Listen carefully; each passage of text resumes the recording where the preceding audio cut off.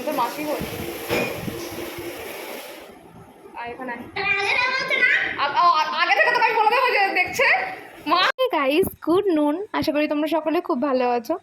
আমি গেছিলাম বহরমপুর আমার দিদির বাড়ি, কিন্তু কেন গেছিলাম চলো সেটা তোমাদের সাথে ব্লগের মধ্যেই শেয়ার করবো। আর ওখানে গিয়ে দেখো আমার দিদির ছেলে এত দুষ্ট, ও তো যাওয়ার পর থেকে এই সমস্ত করতে শুরু করেছে। ফাইনালি আমি আর মা গেছিলাম। তাড়াতাড়ি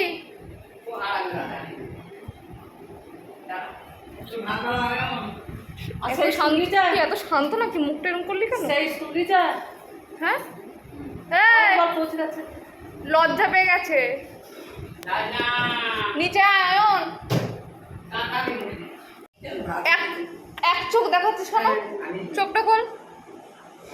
শোন, তোর শরীরটা এরকম হয়ে যাচ্ছে কেন? বল কেন শরীরটা এরকম হচ্ছে বল। আমি এত বেশি শান্ত বাচ্চা তো কি আর হবে, শান্ত বাচ্চা। দেখো না কিরকম ভদ্রভাবে দাঁড়িয়ে পড়লো, ক্যামেরাটা খুললো বলে এতক্ষণ লাভ করছিল।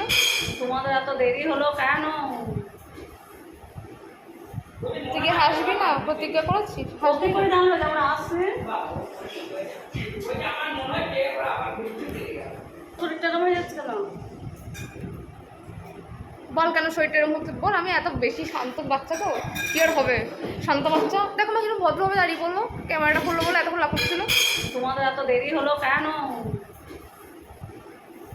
তুই কি হাসবি না? প্রতিজ্ঞা করেছিস হাসবি করে জানলো যেমন আসছে।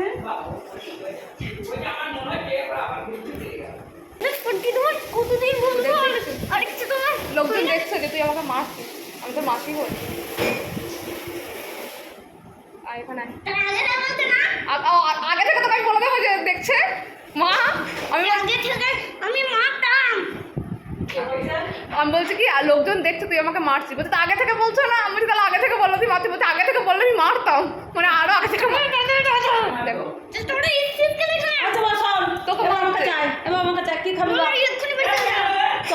তোর বাড়ি এটা ওনারা বলতে এসছিস কেন? তার আমি এখানেই থাকবো। এতক্ষণ যে লাফাচ্ছিলি মাসি আসো, আর এখন মাসি এসছে বাড়ি যাও।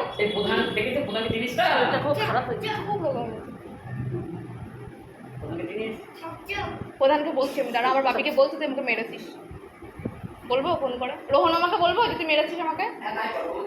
আমি বলবো যে ভাই দেখ আমি এসেছি আমাকে মারছে।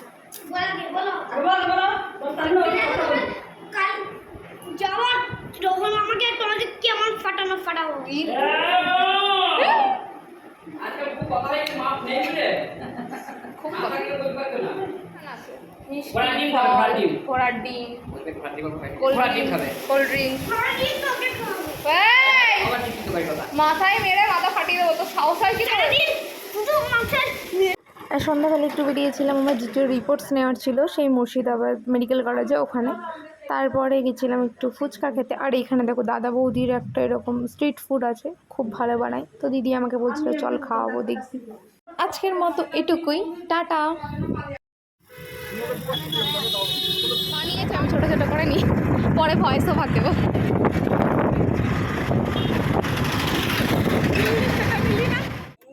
নিরামিষ ফুচকা মনে হচ্ছে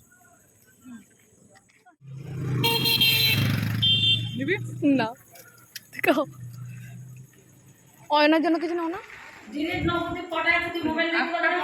দেখলাম 8:45 আমি জানি তো, আমি চাই তো ওটা